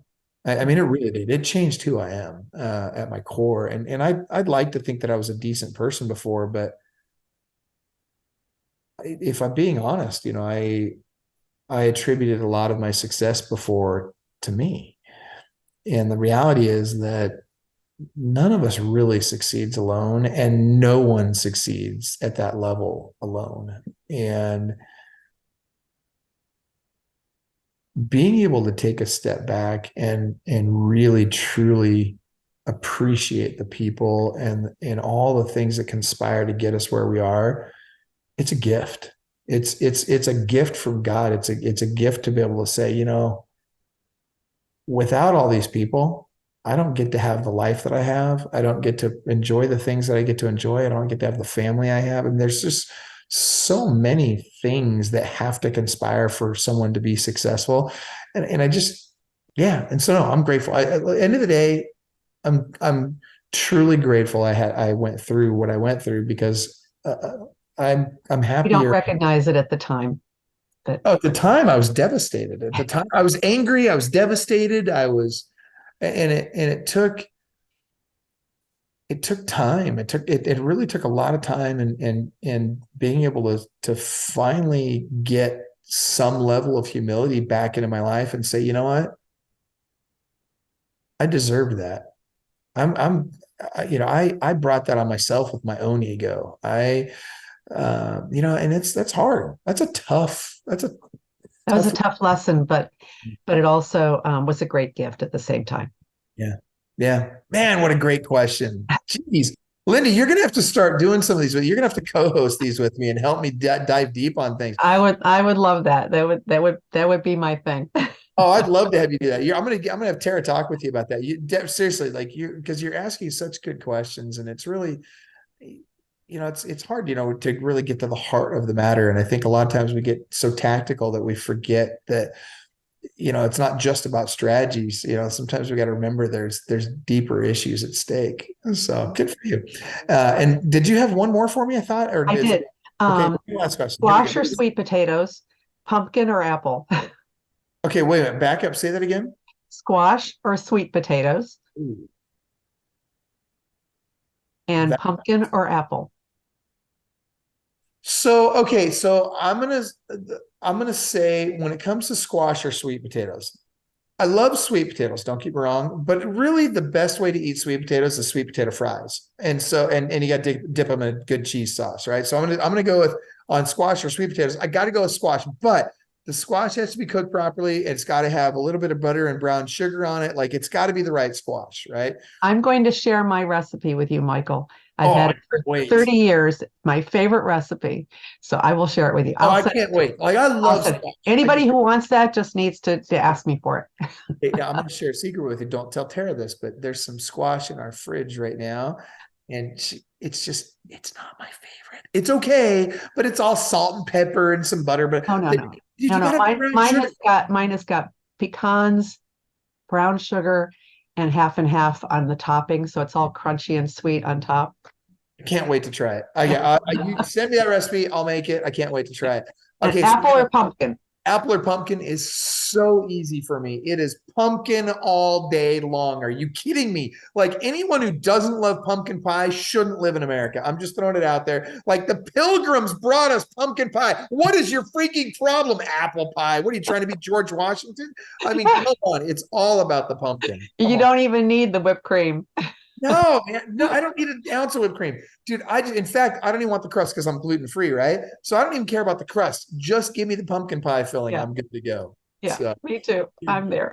oh, Linda, I love it. I love it. We're so aligned. All right. So, Linda, I got to ask you, so if people want to get in touch with you, if they're interested in referring you or just learning from you, picking your brain, how do they get in touch with you? Okay, it's Linda Welsh, and I'm with lindawelshrealty.com. My phone number is 512-657-4033, and you can email me at linda@lindawelshrealty.com. I love it. Fantastic. Reach out to Linda for all your needs in Austin, Texas, guys, and really Central Texas. She handles it all. And she doesn't just do luxury. She handles things at all price points, although she does do a lot of luxury. And then again, guys, follow us, whether you're on YouTube, Instagram, Facebook, whatever social channel you're watching this on. Give us a follow, give us a like, comment below if you're enjoying what you're seeing. if you're enjoying these Club Wealth TV episodes, and check out our website, clubwealth.com. And if you want to go to the page where we've got all of our episodes and all of the different, the different podcast channels we're on, all that, go to clubwealth.com/TV, clubwealth.com/TV. Appreciate you guys so much. Linda, I really appreciate you coming on. You're so much fun. And we're going to do this again. And I can't wait. Seriously, you're going to have to co-host some of these with me. And we're going to dive deep and have even more fun going forward. So Sounds great. Have a great Thanksgiving. Oh, that's right. Happy Thanksgiving. All right. That's it, everybody. Remember, whether you're feeling like it today or not, whether someone else thinks you are or not, in my mind, in your mind, and in your heart, and in my heart, you are world class. Take care, everybody. Thank you. 87%. Yeah, that's the percentage of all real estate agents that get in the business today that'll be gone in 2 years. Let me tell you something. Why is there so much turnover in real estate? Because it isn't easy. And because most people don't know exactly what they need to do to get to the next level. Now look, regardless of whether you're brand new to the industry or you're a team leader, you've got 40 people on your team and you just want to get to the next level. If you're doing 10 transactions a year, you want to get to 25. You're doing 500 transactions a year, you want to get to 1,000. You're at 1,000, you want to get to 10,000. Let me tell you something. You need the right coach. Why? Because Club Wealth is the only coaching company on the planet that will literally guarantee that you will double your income or make at least an extra $100,000 your first year coaching with us, or we will give you 100% of your investment back. This is for people of all levels. Click the link below, sign up for the appropriate tier level, and let's get you a strategy session today. And I promise you, I 100% guarantee you, promise you that you will walk away with a heart full of gratitude for the time that we took for you, because you got so much value out of that call. Schedule your strategy session today. I promise you'll be glad you did. Sign up for a strategy session at clubwealth.com/strategy session.